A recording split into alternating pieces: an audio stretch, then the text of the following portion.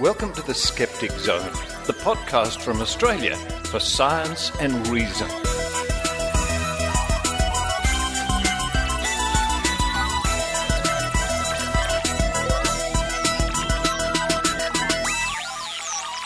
My pleasure now, the last speaker of the day before we sort of adjourn for the entertainment later at 7 o'clock is Mr. Richard Saunders, and he's going to be talking to us about his experience in the $1 Million Challenge, which is a really cool topic. So, hello, thank you. Thank you very much, everybody. What a pleasure it is to be here in Brisbane. I can't wait for the convention. I love conventions, as many of you know. I try to go to as many as I can all over the world. I have a wonderful time. I always meet the best people at skeptical conventions. Now, you might indulge me for a moment, ladies and gentlemen. I'm going to take this opportunity, before I talk about the $1 Million Challenge, to do a little introduction for my podcast, The Skeptic Zone, with the help of Maynard, everybody. Yay! So you've got to ham it up for me, folks. You've got to... All right. I feel like Teller.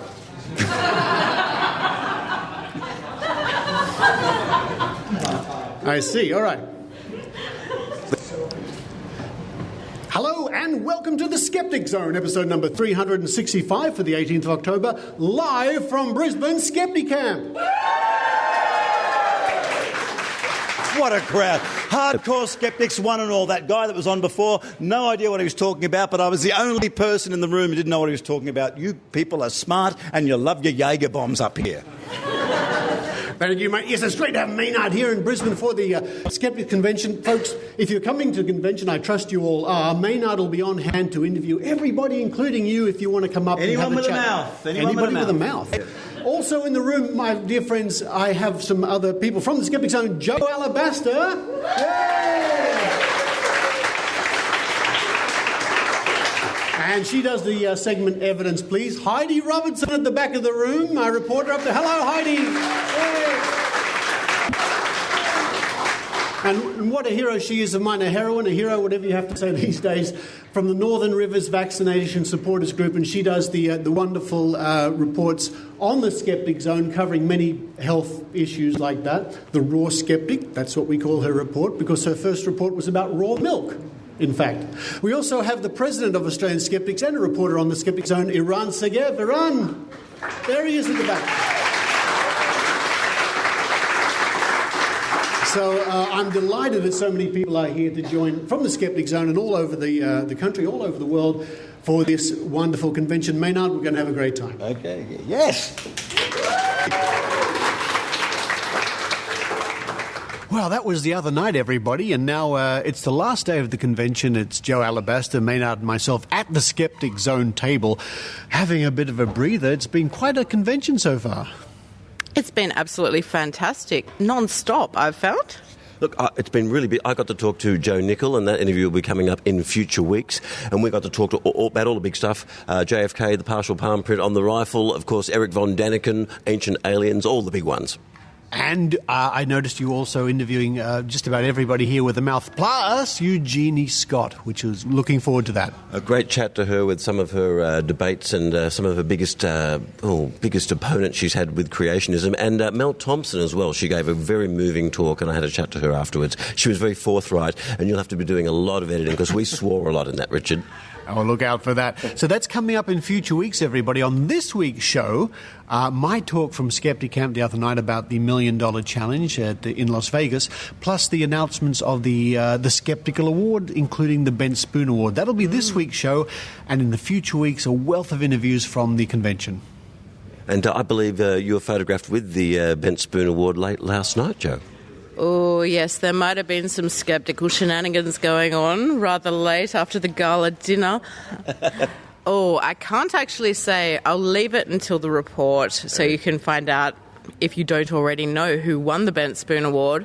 But it was somebody who has a bit of a venue in Sydney, and the Bent Spoon might have been carried to the venue, and there may have been selfies. Good, there you go. Skeptical shenanigans all around Brisbane. Okay, folks, so while we continue to take a breather, we might run over there and grab the last of the bickies on offer. Oh, hang on, forget the bickies. The bananas are the hot go here. If you see the bananas come out, you go for them because they disappear really quick. Just coffee. More coffee. While we do that, we hope you enjoy the Skeptic Zone.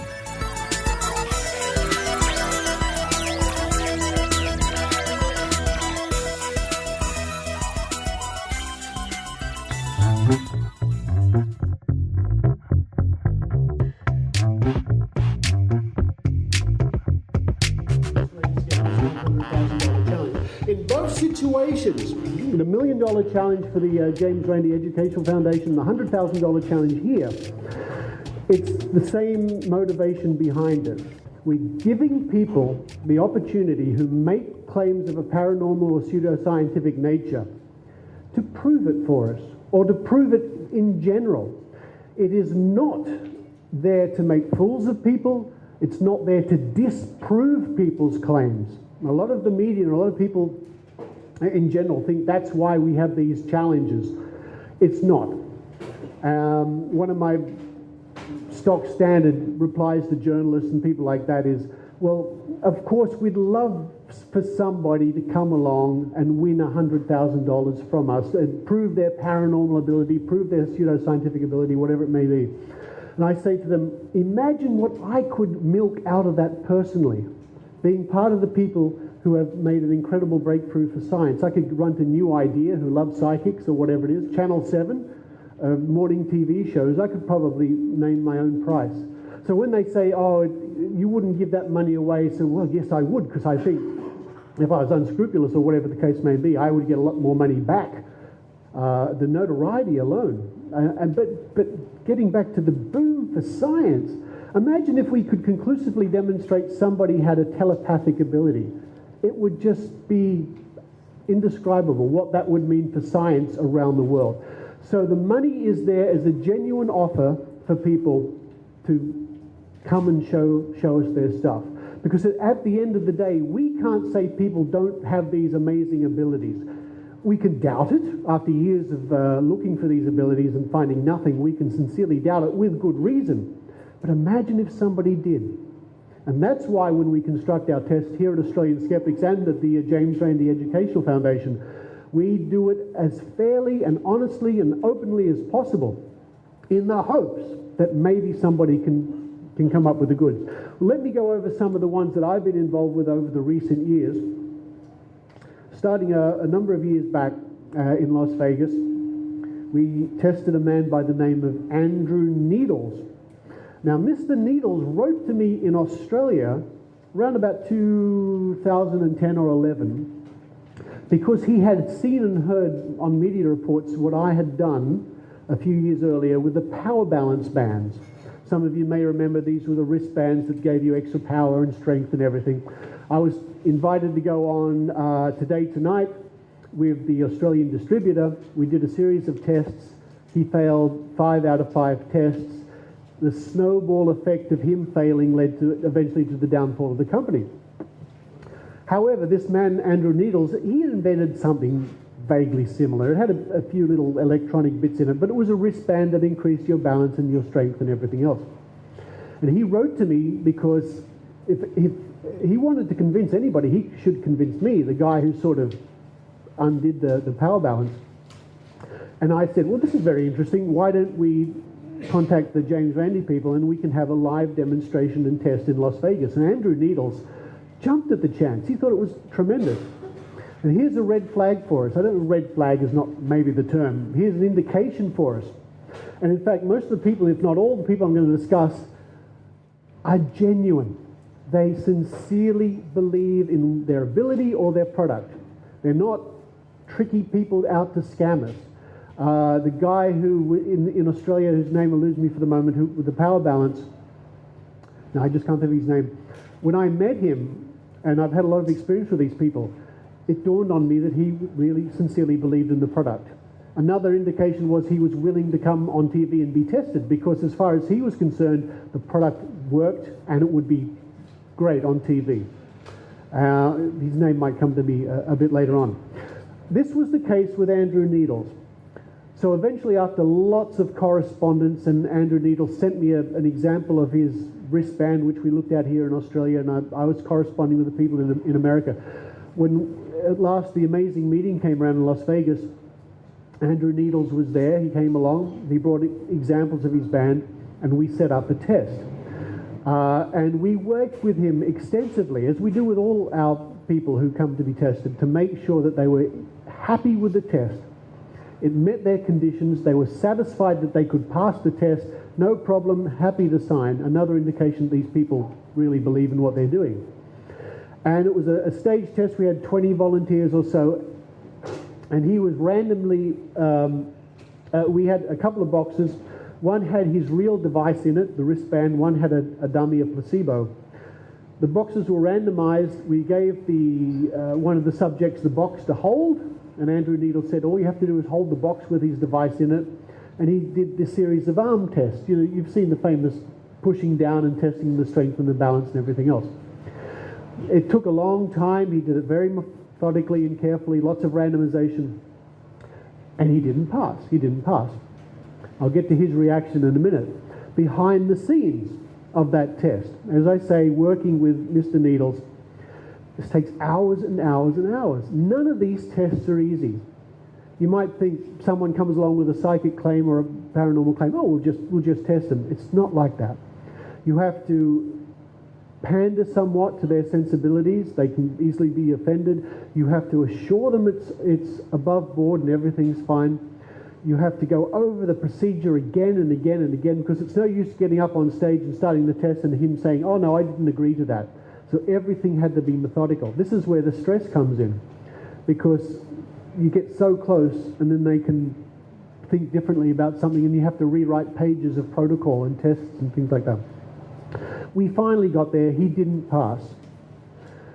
And afterwards he took questions from the audience and he sort of looked like he took it in his stride. But as Randy said to me afterwards, when I met Randy in the hall, he gave me a wink and he said, Richard, he's from Central Casting. It's not bad, Randy, is it? Yes, Richard, he's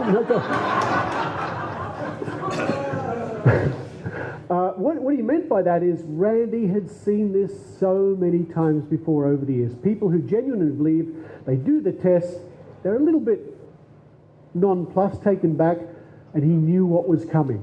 Randy knew what was coming. Within a couple of months, Andrew Needles had published on his website, a page says, thank you, James Randi Educational Foundation, with a big list of how we cheated him, including video stills from the official video showing that his device actually worked when it didn't. It's staggering, but Randy expected this would happen. It was no surprise to me. So that was Mr. Andrew Needles. Another test we had was a guy who was in Algeria, sitting in Algeria. His agent was in Las Vegas, and it was a test of remote viewing. So we had a series of 20 objects, I think, 3 of which were chosen at random and hidden in a room in Las Vegas. The room had to be lit 24 hours a day, and the objects had to be arranged very carefully. And come the night of the test, there was a phone hookup to Mr. Adun in Algeria, and his agent, who called himself Mustafa, was on stage calling Mr. Adun, who had a list of all the objects, 20 objects, and had to tell us which 3 were in the room. He chose a completely different 3, not there at all. I think later he was claiming that because we did it during the time of Ramadan, it sort of interfered with this. But you know what? Even when we did the test, we said to the audience, he expresses concerns about Ramadan, but he's quite happy to go forward. This is one of the things that we have to take into consideration. It could be Ramadan, it could be the phases of the moon, it could be the shirt I'm wearing. It's endless. And this is why these things take so long and can be incredibly stressful. But as far as I know, apart from that, he didn't really make any more fuss over that. The next test I was involved with was a guy called Mr. Wong, who was a Chinese student living in Boston. And his claim was that he could get a volunteer to sit near him. He would get his right hand and put it near the hand of the volunteer, and the volunteer would feel the power, feel a power. I don't think it was quite defined what the power was. This test was the most stressful for us to set up. You think it's easy, right? Oh, well, how would you test it? If I said that if I sat near you and put my arm near yours, you would feel a bit of power. It sounds like an easy thing to test, sure. But then we came down to the nitty-gritty, how to construct a test. And he was there for 4 days, 3 or 4 days with us for hours, going through protocol after protocol. All right, well, we can construct a big barrier between them, and the person can stick their arm through. Yeah, okay. Now, he wasn't happy with that because he said the angle that we decided on, the power would go right through one hand and into the other, and all sorts of things like this. Can you do it like this? The powers might go this way and intersect or something. All right. We eventually built a big cardboard, weird contraption on stage. We had a little box protruding, which the subject put their arm like this, and Mr. Wang was on the other side. He said it would work through cardboard and he would do this. That's fine, but then we had to randomize how would he know if it was a real arm there or not, and how would the person sneak up and be careful and sit down quietly. And believe me, folks, this took days and days of endless talking to subjects, talking to Mr. Wang about his abilities and powers. And he had references from the New England or the Boston Paranormal Society or something like this for bona fides and everything like that. So eventually we got to the test. And this was days of missing lunches and running up and down corridors and not seeing people because we had to rewrite protocols. The final thing that he signs, and they all signed, are pages long, going through every step, because we don't want them to come back and say, I didn't agree to this point. It can take hours, 3 o'clock in the mornings, at the computer, just rewriting test protocols, but we had to get it right. Bear in mind, too, that not only is it a test for $1 million, or the preliminary test, it's a stage show for TAM people. They're there to get a bit of entertainment. It's a very interesting spectacle to see somebody being tested for their paranormal ability. So that's another consideration we have to have when we're testing people, make it an interesting show. Mr. Wong, of course, simply didn't pass the criteria, which escapes me for the moment, but enough people, he didn't realize enough people were feeling the power for him to pass. Again, he took it more or less in his stride, but was still convinced he had the magic power. The last one I was involved in was probably the least satisfactory. We were testing audio cables. And since there was no representative from the company, which was Vodka Ethernet Cables, I think, the claim was that if you use these very expensive digital cables, your music would hear better than cheap cables. And that's what we were trying to test. We called it a demonstration test. There wasn't anybody there from the company who was really claiming anything. And so it was probably the least satisfactory of all the tests. But again, it took many hours to put together. So, and this, all these steps and protocols and correspondence is what we have to go through here in Australia, this thing that's been going around, our $100,000. Rest assured, if we come to test somebody, we are methodical, we are careful, and we are honest and above board with the person who's come to be tested. We don't want to cheat them, not for 1 second. We don't want to have a test they can't pass. If they have the ability, we want them to pass the test. And we want them to take the money. We'd be very happy to do that. A lot of people, if you look at the little card, the little note, the first thing says, step number 1, if you want to claim the money, if you want to come for the money, tell us concisely what you can do. Most people can't do that. They say they have a paranormal power, but they can't concisely write it down for us. So that's a bit about behind the scenes of the $1 Million Challenge and here in Australia. The future of the $1 Million Challenge is interesting.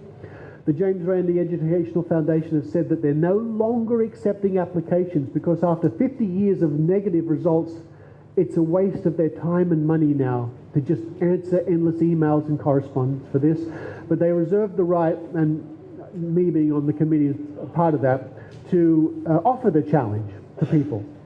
Or if somebody else passes a test somewhere else in the world, for example, the Australian Skeptics, then the James Randi Educational Foundation would look seriously at that as a possible applicant for the $1 million.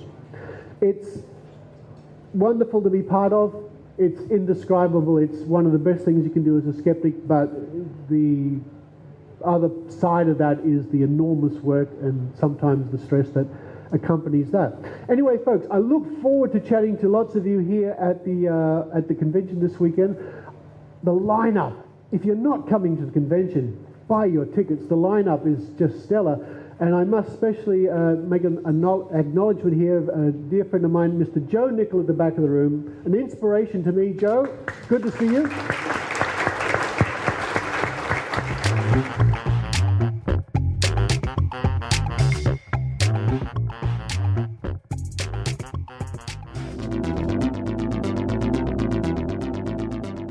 Welcome to A Week in Science from RiAus, bringing you the science you need to know. Every time there's a big sporting competition, we stare in wonderment at the athletes breaking records. But is there actually a limit to how fast humans can go?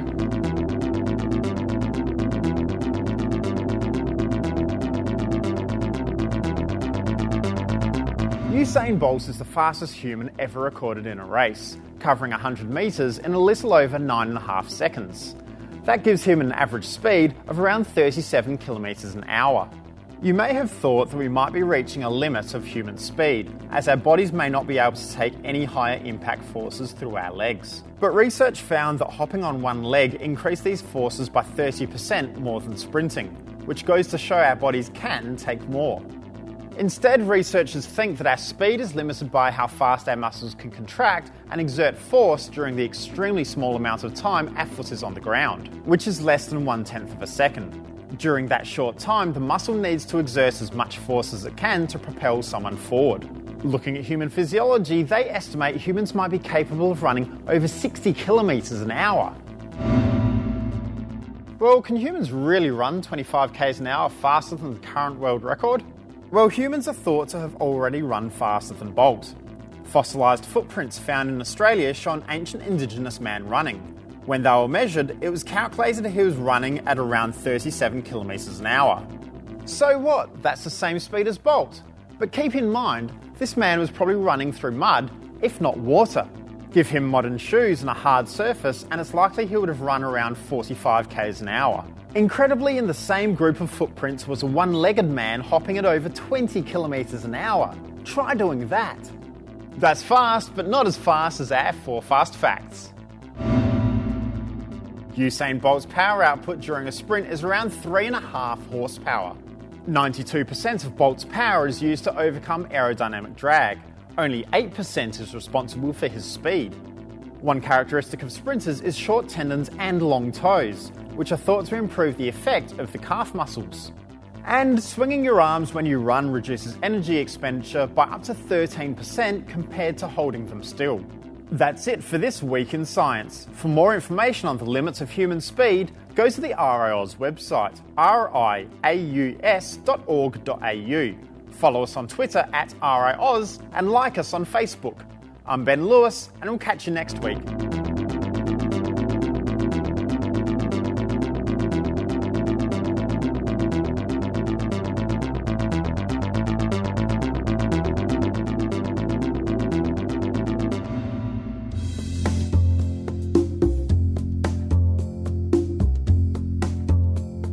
Hej svenska skeptiker! Du vet väl att vetenskap och folkbildning inte bara är trogna anhängare av The Skeptic Zone utan också arrangerar föredrag, pop-science-quiz och skeptikerträffar runt om i Sverige. Gå in på www.vof.se för att spana in vad våra 7 olika lokalföreningar runt om i landet har på gång. Och om du bor i en stad där det inte finns någon lokalförening, varför inte starta en själv? Jag pratar med dig, Umeå. Hello all skeptics in Sweden! I'm sure you already know that the Swedish Skeptics Association not only is a big fan of the Skeptic Zone, but that we also organize lectures, pop science quiz and Skeptics in the pub all over the country. Go to www.vof.se to see what our 7 local chapters are up to. And if you live in a place where there is no local chapter, why not start one yourself? I'm talking to you, Umeå.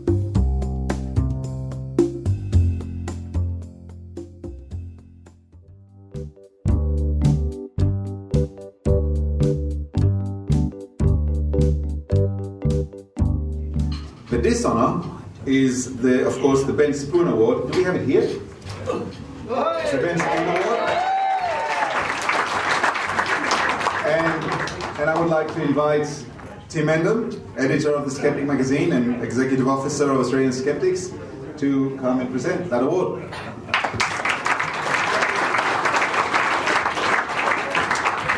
And I can assure you that this is bloody heavy.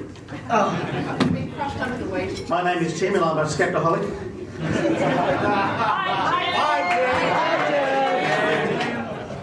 Okay, this is what we call the low light of the awards. It's the least desirable honour, the never collected and never received, with, especially with a speech saying, I'd like to thank my mother, my lawyer, my agent, and pay respect to the other losers. The bent spoon. Okay. Oh, this is heavy. This is actually made out of original gopher wood from Noah's Ark. Over the years, we've had to add extra layers, which is a bugger going back to Mount Ararat to get more gopher wood. Quickly, I'm not that strong. You got it? No, you're too short. I'm holding it up. Okay. Make it nice. I'll do it later. On top of it is a spoon made out of lost Inca gold, right? We found, and the spoon is bent by some spoon bender of some sort or another. We're not quite sure. Yuri. No, I never heard of it. Sorry. It has been delivered, has been awarded every year since the 80s, mid 80s, early 80s actually.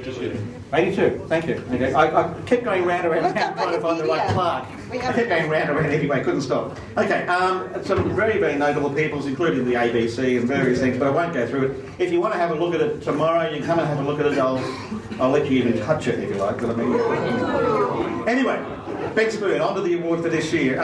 We do have some noteworthy, dishonourable mentions. Okay. George Savides, who's the chief executive of Medibank Private, who in one breath said, we need to remove waste from the country's health budget, those services with no effective medical outcomes. And then he said, it's okay to keep homeopathy though. He said it's such a small part of our claims, we know our customers like it. And you think, well, maybe there are benefits we can't nail exactly. Throw out the waste and keep the homeopathy. Now, someone who was mentioned, I think several times today, was another dishonourable mention, Mel Gibson. I'm sorry. The voting was vicious.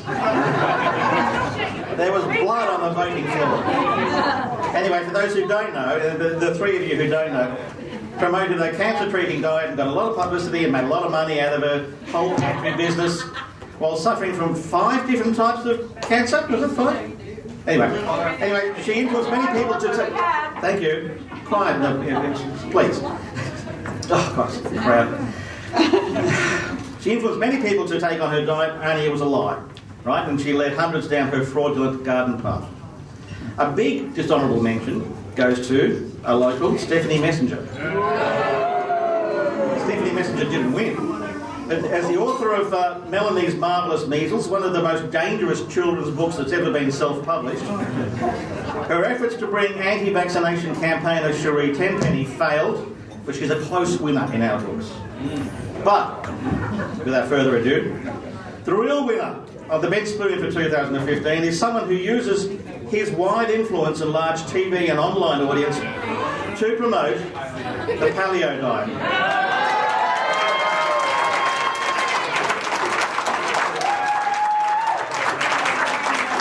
Now, the paleo diet is something that is a long way from what Stone Age people actually ate. You would have heard it during the talks. But it's not only for his diet that he is a worthy winner, even though it can apparently shrink tumours, reduce diabetes, cure autism, stop asthma and reverse chronic fatigue. There are elements of it that are probably useful, although, as we said, bone broth for babies is a bit of a worry. But no, it is for his support of pseudo-medicine, his stance against fluoridation, and his association with the rabid anti-vaccinationist Joseph Mercola, the legend as he calls him. Is this man genuine? I don't know. Check out the disclaimers on his Facebook page if you've had a half an hour to read them. But the winner of the bent spoon for 2015 is our very own Neanderthal man, celebrity chef Pete Evans.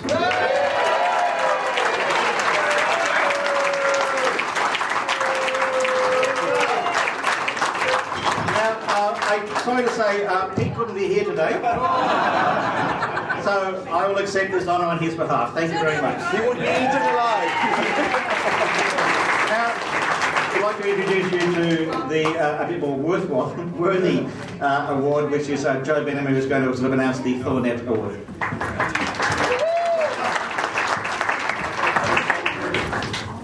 Let me just balance everything. First of all, I just also want to say thank you to the organisers for a really excellent convention. It's fabulous to be here. Fred Thornet was a prominent member of the Australian Skeptics from Tasmania, and sadly Fred died in 2009. Thanks, Jude. That same year, the skeptical movement created the Fred Thornet Award for the Promotion of Reason, affectionately known as the Fred, to honour Fred's significant contribution to our cause. The award acknowledges a member of the public or a public figure who has made a significant contribution to educating or informing the public regarding issues of science, reasoning and critical thinking. The Fred is composed of a commemorative certificate and $1,000 which is awarded to the recipient or to a charity or cause of their choice. The Fred has been awarded 6 times since its inception, and I'd like to list some of the previous winners, and you'll understand why as I go on. The first Fred was awarded to Tony and David McCaffrey in 2009 in recognition of their efforts to educate the community about the importance of pertussis vaccination following the death of their baby Dana at 4 weeks of age from whooping cough. Since then, 3 other babies have died after contracting pertussis. Ken McLeod and Wendy Wilkinson received the award the following year due to their efforts to tackle the AVN's egregious behaviour through legal and regulatory channels. In 2013, we awarded Sonia Pemberton, who sought to tackle community uncertainty around vaccination, and did so to great effect with the sensitive and compelling documentary Jabbed. Last year, the award went to the Northern Rivers vaccination supporters, who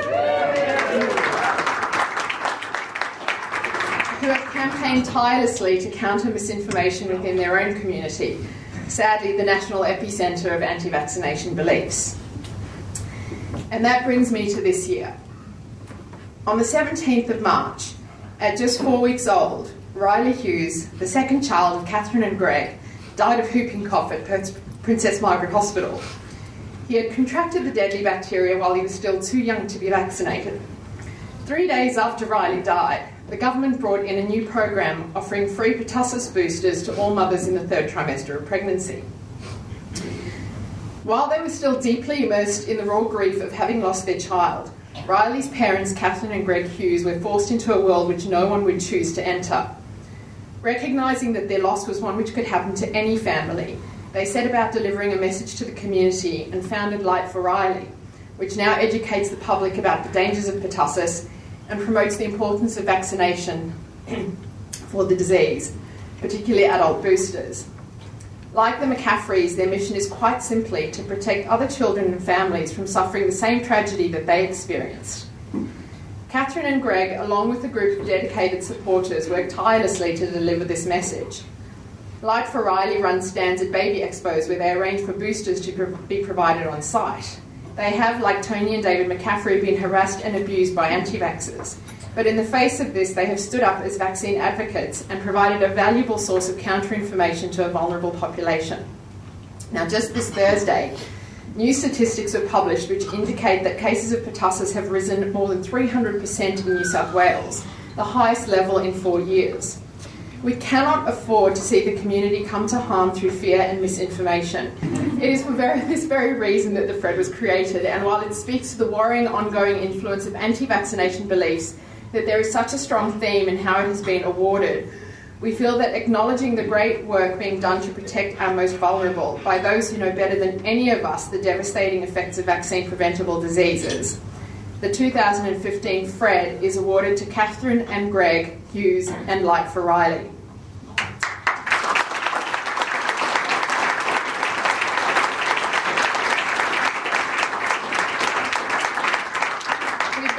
Wanted to have Catherine and Greg here with us today to accept the award, but just today they have been running a stall at the Baby Expo in Melbourne. In lieu of this, I'd like to invite Alison Gaylard of Northern Rivers Vaccination Supporters, last year's recipient of the award, to accept it on their behalf.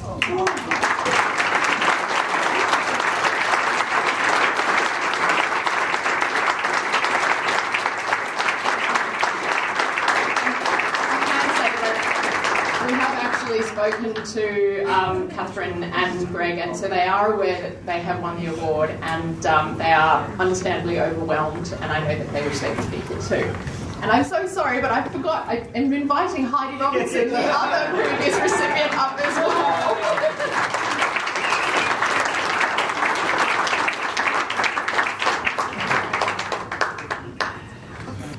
I hate the fact I know Kath and Greg Hughes.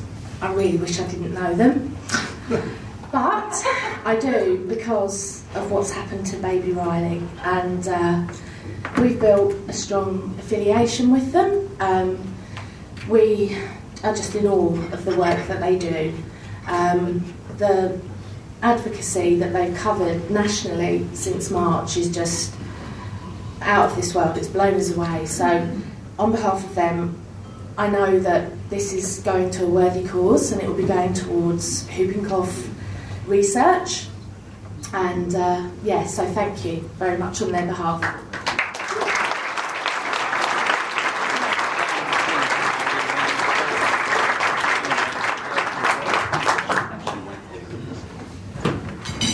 That concludes the awards presentation.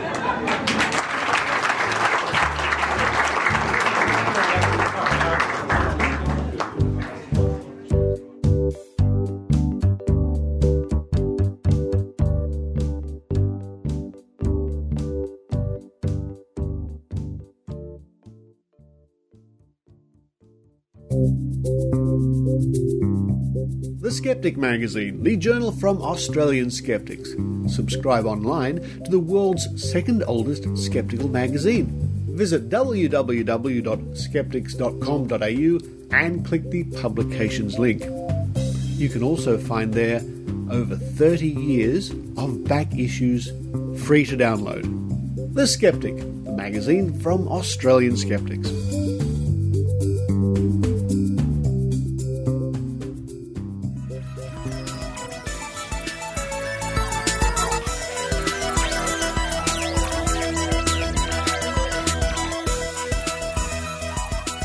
Thank you for listening to the Skeptic Zone this week. A bit of a short episode. I hope you found it interesting. Congratulations to the big winners and losers of the Skeptical Awards.